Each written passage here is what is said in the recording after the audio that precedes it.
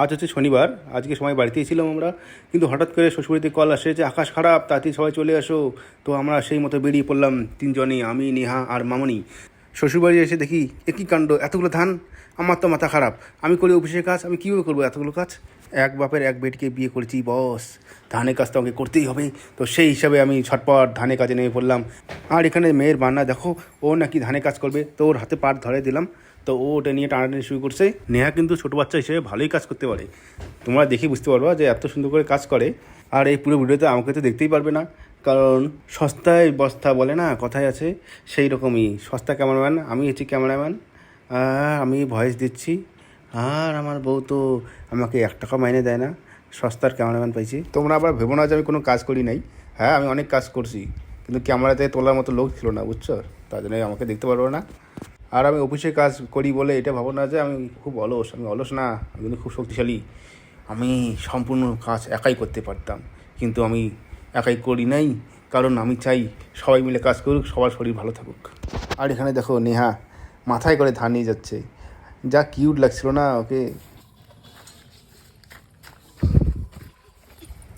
তবে ছোটো বাচ্চা কাজ করা ঠিক না, কিন্তু এখানে কাজ নয়, ওটা খেলা খেলছে এখানে। এই দেখো মামনি কতগুলো ধান নিয়ে যাচ্ছে, আর কি যেন বক বক করতেছে। হ্যাঁ, শখের মানুষকে বিয়ে করেছি বস, শখের মানুষকে বিয়ে করেছি বস। হ্যাঁ, তোমরা অসহ্য লাগেনি তোমাদের? শখের মানুষ, শখের মানুষ, হ্যাঁ অসহ্য না লাগলে আরও বানাবো, শখের মানুষকে বিয়ে করেছি বস। আর হ্যাঁ, মামনিকে কিন্তু মানতেই হবে, কারণ ও এতদিন পর ধানের কাজ শুরু করছে, তাও এত সুন্দর করে কাজ করছে, আমি তো ভাবতেই পারিনি। এত শরীর খারাপ থাকে সবসময় ওর, তাও এত সুন্দর করে কাজ করতেছে। অনেকেই দেখি মধুমিতা পেজে কমেন্ট করেছো যে মামনি নাকি ধানে কাজ করে না, তো ও নাকি শুধু ভিডিও করার জন্য খালি ধানের সামনে একটু থাকে, এমনটা নয়। তোমরা ভিডিওতে দেখো শুরু থেকে শেষ অবধি কতটা কাজ করতে পারে ধানের, কতটা পরিমাণ কাজ করতে পারে, তোমরা দেখেই বুঝতে পারবে। আর মামনির কিন্তু এতটুকু গুণ নয়, মামনির আরও গুণ আছে। তার মধ্যে একটা হচ্ছে ও গাছে চড়তে পারে, সেই সুন্দর গাছে দিতে পারে। আর অনেকের কনফিউজ আছেও যে মামনি হঠাৎ মধুমিতা থেকে মামনি, এমন কিছুই কনফিউজ না। একজন লোকের তো 3-4টা নাম থাকেই, ওরই নাম মামনি, ওরই নাম মধুমিতা। আমি মামনি করে ডাকি, কিন্তু ম্যাক্সিমাম লোক মধুমিতা বলে চেনে। তোমরা তো ভাবছো এতটুকু ধান কেন, আরও তো ধান থাকা লাগে। হ্যাঁ, আরও ধান আছে, ওগুলো সব বড় ঘরে আছে, ওগুলো শুকুতে দেওয়া হয়নি, এগুলো শুকালে ওগুলো বার করবো আমরা সবাই। কি করো এখানে?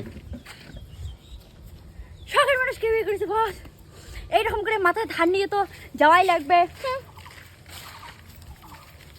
এই তো মধুমিতা আরেকবার শুনে দিল সে শখের মানুষের ডায়লগ।